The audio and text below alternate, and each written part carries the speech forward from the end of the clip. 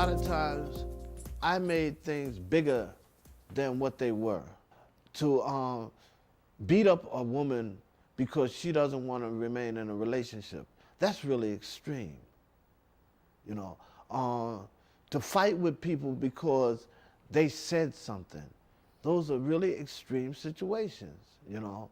And I think that when I put things in perspective, it's not really that important.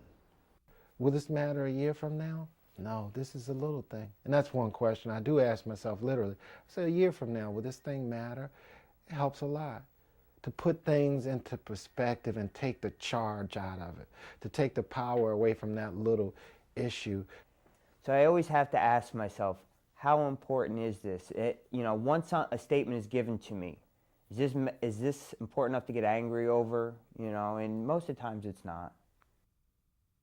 The idea that, I want it, so I have to have it right now. What I want, that's like a big, like the 2-year-old thinking. That's a big part of my personality. And I think that's pretty typical for addicts and alcoholics. We don't like people saying no to us, and we don't like having to have delayed gratification. That's been a big trigger for me when I've had problems with rage in the past. Reality says you don't get everything that you want all the time. I had a lot of trouble with that, and then a very good friend of mine, my spiritual advisor, said to me, he says, be grateful for what you have, be grateful for what you may get, and be damn grateful you didn't get what you deserved. And to me that really makes sense, because if I got what I deserved, I wouldn't be here today. But I have everything that I need, and the miracles I've gotten in sobriety are more way than I could have ever thought of. Somebody does something and I take it like, I get angry about it, and I take it as they're trying to hurt me. She's trying to hurt me, and he doesn't like me, and this one hates my guts. I try to bring it back to my basic point, is that nothing's ever personal. I really, truly don't believe that when people do things, it's really about me. It's about them. I believe in my gut, and that's helped me more than anything else, is to understand that everybody has their own pain. Everybody has their own day. He's having a bad day. It was the hardest piece for me to grasp. But I've learned that not everything is directed at me.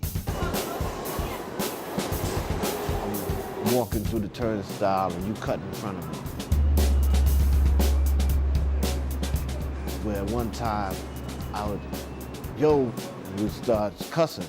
Now I just say, well, this is just somebody, man, that's in a rush.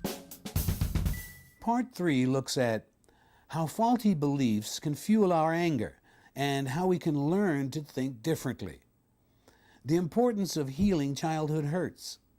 How learning to express feelings besides anger can help us.